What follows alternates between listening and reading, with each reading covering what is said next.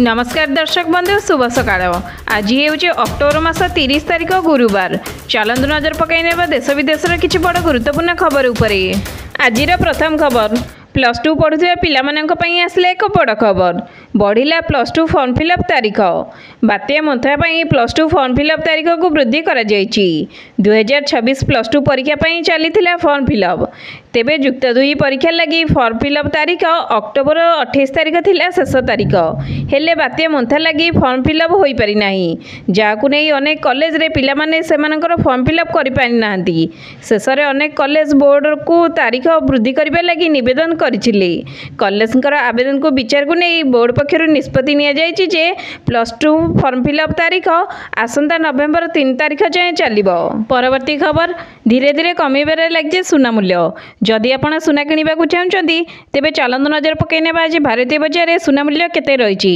आज भारतीय बजार रे 2000 टंका कमिছে सुना मूल्य एवं 24 कैरेट सुना मूल्य आज भारतीय बजार रे 1,22,400 टंका खसी आसीछि। सेही बळी 22 कैरेट सुना मूल्य मध्य 10 ग्राम प्रति 1,12,200 टंका को पहुंची जाइछि। तेबे परवर्ती खबर पेंशन पाउथबा लोकमानक पई आसले एक बड़ खबर। एणिकी नवेम्बर 1 रु जीवन प्रमाणपत्र दाखल करने को पड़िबो। समस्त केंद्र एवं राज्य सरकार पेंशन पाउथबा लोकमानकु आसंता नवेम्बर 1 रु नवेम्बर 30 2025 मध्य सेमानकर जीवन प्रमाणपत्र दाखल करने को पड़िबो, जहाद्वारा सेमानकर पेंशन बाधाप्राप्त हेबो नाही। सरकार 80 रु अधिक बयसर पेंशन भोगी पाई जीवन प्रमाणपत्र दाखल शेष तारीख डिसेम्बर 1 को वृद्धि करचंती। सरकार समस्त बैंक गुडी को निर्देश देइछि जे जीवन प्रमाणपत्र प्रस्तुत करबा पाई पेंशन पाउथबा लोकमानकु सहित स्वतंत्र भाव साक्षात करेंगे। तेबे परवर्ती खबर गाड़ी चलाउथिबा लोकमानक पई आसिले एक बड़ खुशी खबर। ट्राफिक चालाण अधा कले राज्य सरकार। चालाण आदाय पई परिवहन विभाग पक्षरु प्रस्तुत होइछि एक मास्टर प्लान। पूर्वरु कैबिनेट अनुमोदन करथिबा ओटीएस बा वन टाइम सेटलमेंट योजना नै परिवहन विभाग मध्य निर्देशनामा जारी करछि। आसंता 6 मास जाय लागू होइछि ओटीएस बा वन टाइम सेटलमेंट योजना। या द्वारा बहु चालाण उपरे अधा जरिमाना छाड़ा करा जायछि। एपरिक सर्वाधिक जरिमाना 500 टंका रे सीमित रखा जायछि बोली विभाग पक्षरु सूचना दिया जायछि। तेबे परवर्ती खबर सुना पाई गाँव में लागू है नुआ नियम। सुना अलंकार पिंधिले देवाक हेब 50,000 जरिमाना। उत्तराखंड देहरादून जिलार 2टी गाँव में एक अद्भुत नियम लागू होइछि। गाँ लोक मैंने निष्पत्ति नहीं जे विवाह और सामाजिक कार्यक्रम में महिला माने केवल 3टी सुना अलंकार पिंधिपारे। यही अलंकार गुड़िक है सुना कानफुल एवं नाकफुल सह मंगलसूत्र। एभरी नियम उल्लंघन करथिबा व्यक्ति को 50,000 जरिमाना देवाक पड़िबो बोली निष्पत्ति निया जायछि। गाँ लोक मानक कहबा अनुसार विवाह एवं पारिवारिक कार्यक्रम में अलंकार देखाइबा सहित वर्धित सामाजिक आर्थिक चाप जोगु एही निष्पत्ति निया जायछि। तेबे परवर्ती खबर बात्यार क्षय होइथिबा लोकंको खूब शीघ्र मिलिबा क्षतिपूरण। एने सूचना देले राजस्व मंत्री सुरेश पुजारी।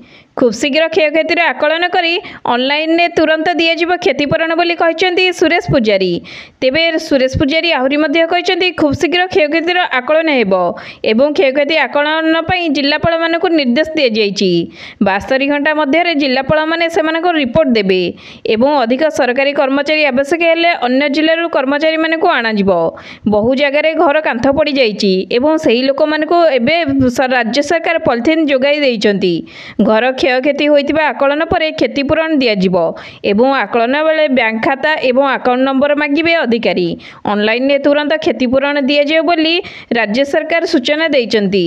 तेबे परवर्ती खबर पुलिस एसआई नियुक्तिर महा केलेंकारी घटना को नहीं आसिला आउ एक बड़ खबर।